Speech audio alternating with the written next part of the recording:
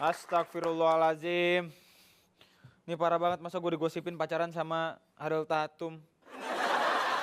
Aduh, ya Allah. Ya, terus banyak yang bilang, ya iya sih emang sih ya.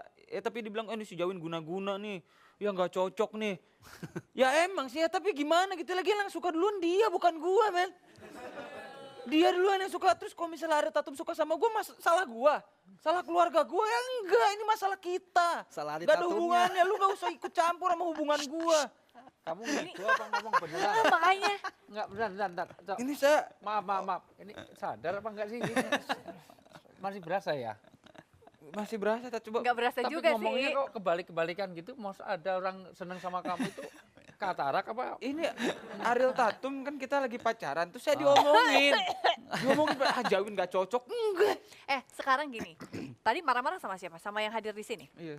Terus yang ngomongin Di nggak ini. cocok itu mereka atau yang ada di netizen? Di Twitter. Ya yang Punya netizen Twitter apa? nggak? Punya Twitter nggak? Punya, kalau Terus, dingin dia pakai. Itu sweater. Oh. Sweater itu sweater. Twitter. Ah. Ya mereka juga punya Twitter, mereka pasti tahu nih. Iya tapi saya mau nanya, mereka ikut maki-maki nggak?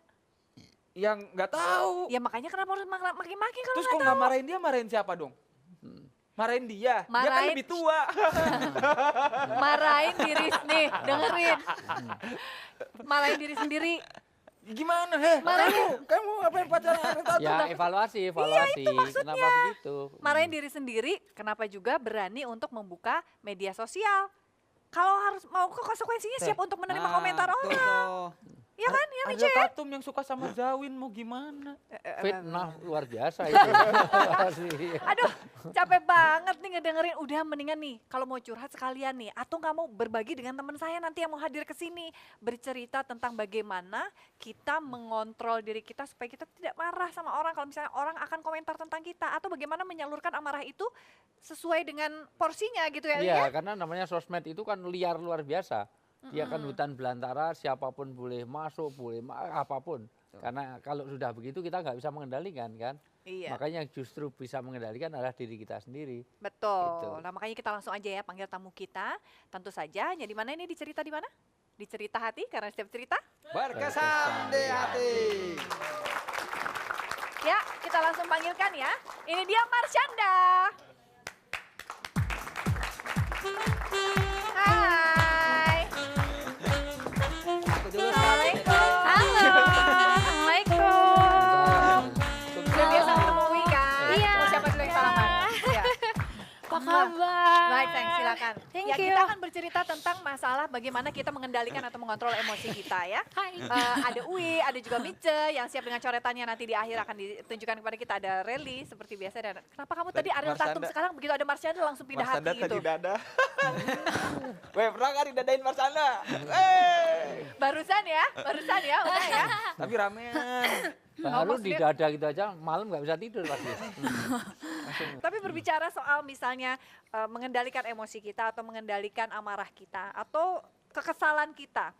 Nih kalau misalnya adik-adik yang hadir di sini, adik-adiknya emang lebih muda dari saya lah ya. Anak-anak kali. Tua bener gue. Ya emang. Adik-adik di sini pernah nggak sih ketika baca Twitter terus ngedengerin komen atau membaca komentar lalu kemudian marah-marah nggak jelas gitu? Sering ya? Terus kemudian yang terfikirkan setelah marah itu apa? Setelah itu apa? Marah tuh emosi. Iya, Nah, abis emosi ngapain? Nah, Iya, itu yang ditanya. setelah kita marah-marah tapi nggak ada yang jawab, terus apa sih yang ada di pikiran kita? Empet. Pernah kepikiran, percuma ya dia nggak denger juga omongan kita. Pernah kepikiran gitu nggak? Iya ya. Terus kemudian kok nggak ada reaksi balik juga gitu, ngapain kita marah-marah gitu ya? Nah Iya. kalau misalnya Marsyanda sendiri, kan ini pasti pengguna media sosial dong. Iya. Ya. Terus ketika kita masuk ke dalam dunia tadi yang Uwi bilang sebagai dunia hutan belantara yang nggak jelas, siapapun boleh berkomentar dan segala macam. Kita sendiri juga boleh berkomentar dan mengeluarkan unek-unek kita atau curhat sendiri gitu ya. Ketika menemukan komentar yang membuat Marsyanda tidak nyaman, bagaimana menghadapinya?